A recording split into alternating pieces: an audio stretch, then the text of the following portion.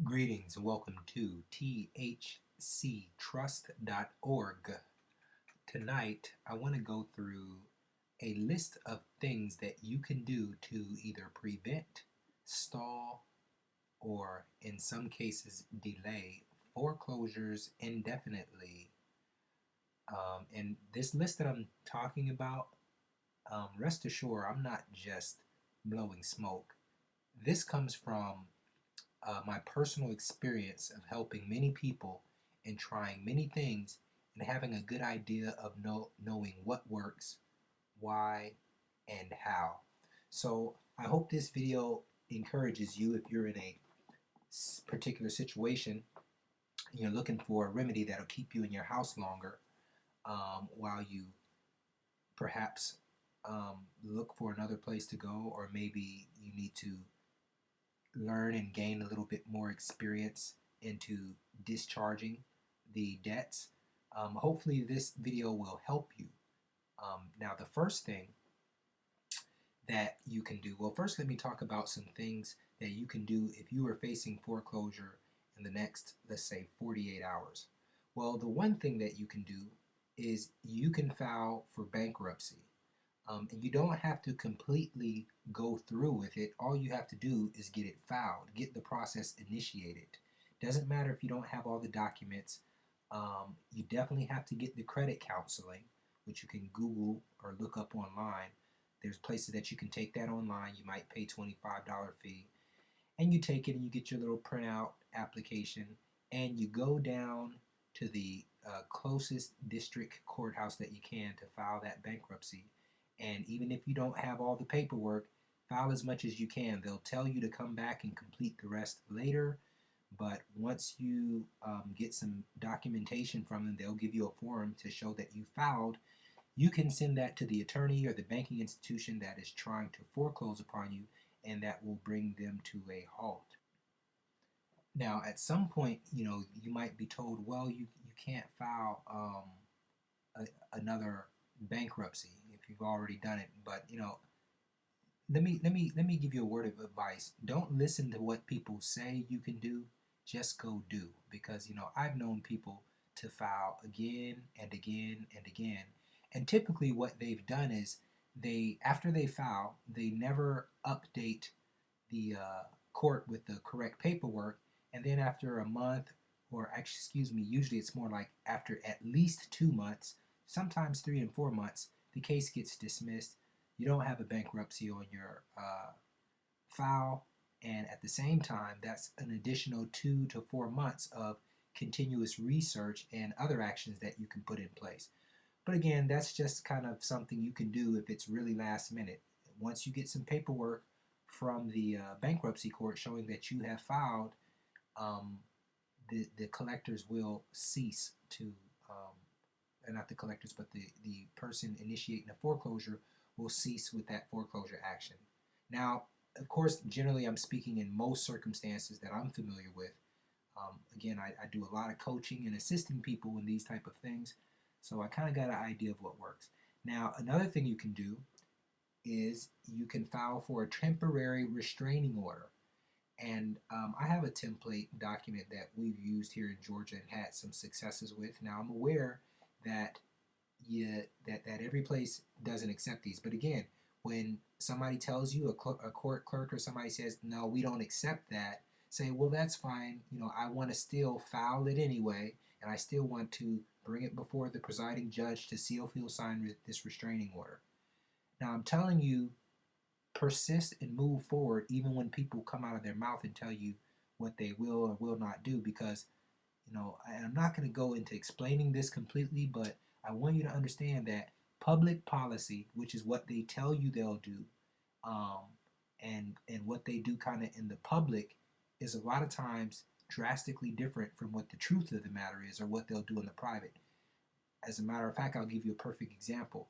I know there are certain type of instruments that if you try to go to your bank and deposit them in your account, they'll tell you, oh, no way, we don't accept these. We will not do it. It's against our policy. There's no way you can deposit these instruments.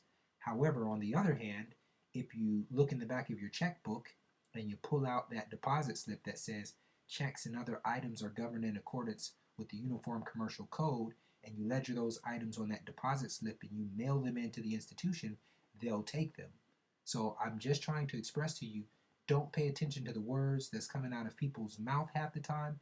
Persist and do what you have to do. Okay? So you can also, as we said, petition the court to file a temporary restraining order. Now, let me talk a little bit more about how that works. So, say you were going to get foreclosed on in 2 days or so, and at some point you sent a qualified written request, or you asked the bank to produce the note, or you've asked the bank for anything that they're required to do that they didn't do, as in something, especially if it's something that they were supposed to do as a prerequisite for foreclosure. If you have some type of certified mail or some type of proof that you've asked them and you had not received the response, that's the basis for your temporary restraining order. Now, what you may have to do first is you have to file a claim for damages against the foreclosing institution, because they won't produce the promissory note, or they don't have a proper assignment, or one of many reasons. But first, you got to file a claim, so you'll have to go down there and do that first on the same day. And once they record the claim, then that's when you ask to speak to the presiding judge, and you bring the documents before him, and I hate to use this term, but petition that they sign the temporary restraining order. And the temporary restraining order is to prevent them from foreclosing onto you until that claim is brought before a hearing. Now, when you do this, you have to tell them, actually, it's got to be an emergency temporary restraining order. And it's an emergency because if immediate relief isn't granted, then it's going to cause irreparable harm and the fact that you get foreclosed upon. You see what I'm saying? So when you go down there, you have to ask for the presiding judge, and you got to be very adamant saying, hey, I need to get this before him right now.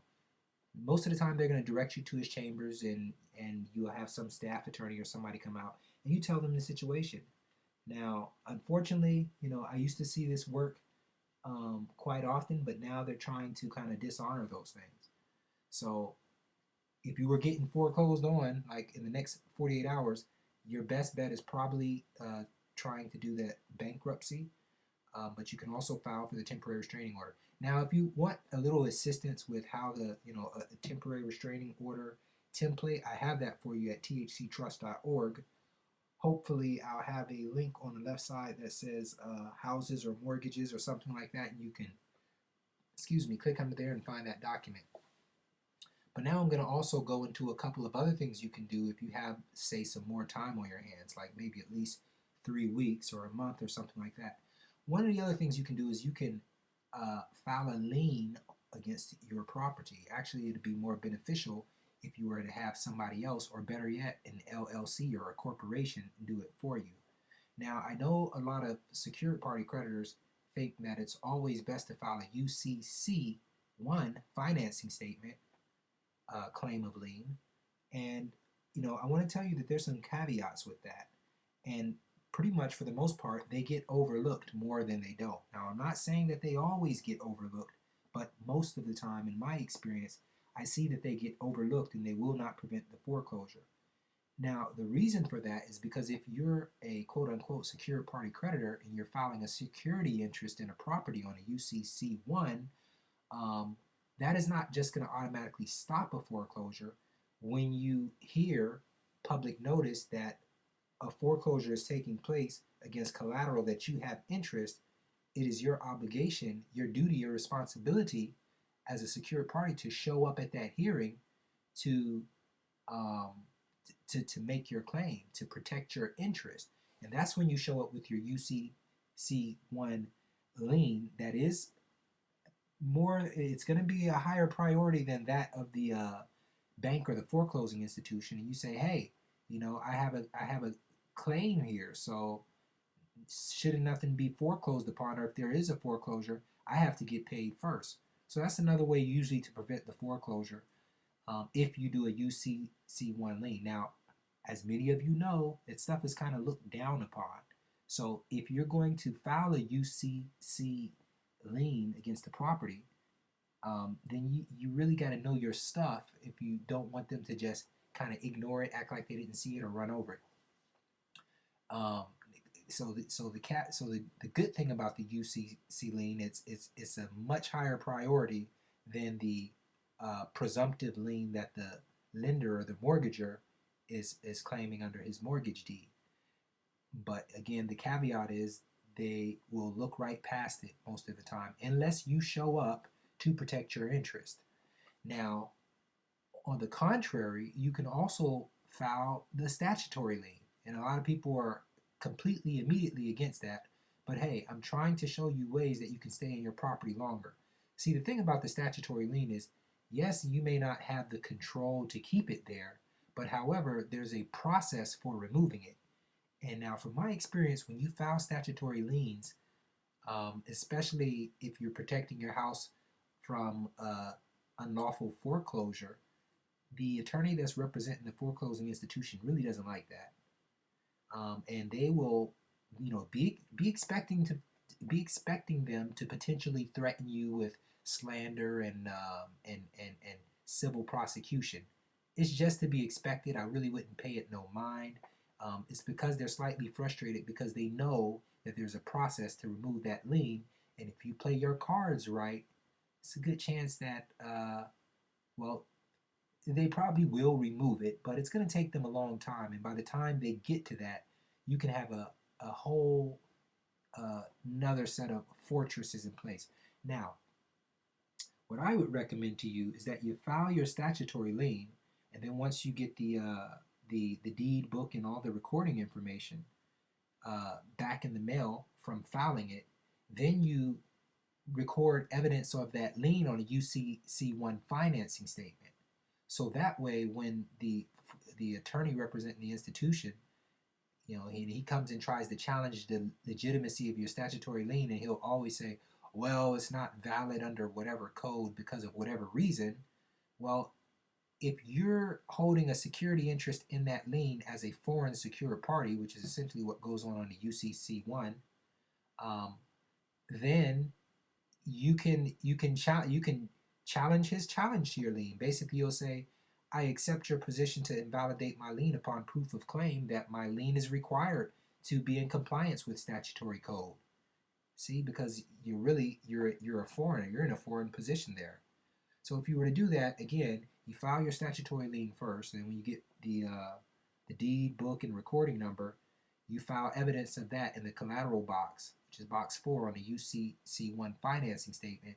And now you have, it's kind of like two liens, but it's a more solidified position for your lien. And again, it's always better if you have someone else do this or another organization, specifically a trust, that would really work in your benefit.